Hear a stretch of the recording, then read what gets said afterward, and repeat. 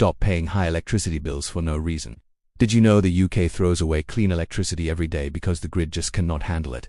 It's a huge problem, and it's costing you money. Today I am going to explain some brand new electricity rules here in the UK that could completely change how power works in this country. These are big changes you really must know about. Welcome to ElectroGuide, your simple nonsense guide to UK electricity rules and energy news.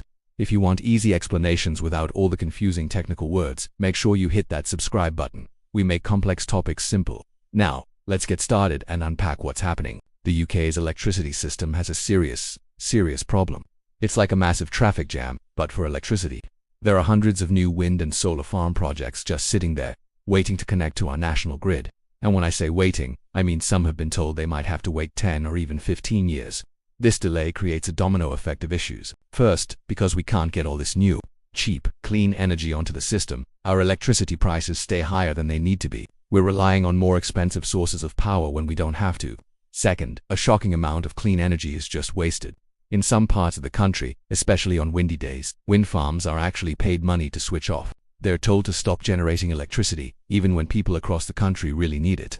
This happens because the grids, cables, the motorways for electricity are big enough to carry all that power from where it's made to where it's needed, like our cities and homes. It makes absolutely no sense, right? Paying to waste clean power. Third, these long delays are holding back major investments and slowing down our progress towards a cleaner, more secure energy future. It's a bottleneck that's been getting worse for years.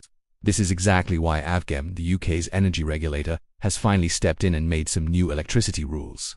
These are designed to clear up this gridlock. Let's break down the 4 main changes. First rule, only real ready-to-go projects get to stay in the queue. Before, anyone could apply to connect to the grid, even if their project was just an idea on paper. This clogged up the system with what we can call zombie projects that were never going to be built. Now, projects have to prove they are real and making progress. With land and funding secured, this should clear out the fake and slow projects, letting the serious ones move forward. Second rule, faster grid connections with penalties. The companies that own and operate the grid now have a legal duty to work faster. If they are too slow in connecting new power projects, they can face financial penalties. This puts pressure on them to be more efficient and stop the endless delays. Third, and this is a big one, new big power lines. ofgem has approved a huge amount of money, billions of pounds, for building new high-voltage power lines. Think of these as new, supersized electricity motorways. These new lines will be built to move massive amounts of wind power from places like Scotland, where it's very windy, down to the cities and homes in England and Wales that need it most. And the fourth rule, better, smarter planning. The UK now has a single main energy system operator. Its job is to look at the whole country's energy needs and plan everything much more intelligently. This central brain for the grid will help make sure power gets from A to B without waste and that we build the right infrastructure in the right places. So, what does all this mean for you, for your home, and for your wallet? In the short term, you might not see a change overnight, but these rules are built for the long term, and the benefits are huge. First, it means more clean electricity on the grid. We can finally unlock all those waiting wind and solar farms. Second, less wasted power. We'll stop paying wind farms to switch off, which is a ridiculous cost that ends up on our bills. Third, a more reliable and secure electricity supply for the whole country. And finally, the most important part for many of us, lower bills in the future.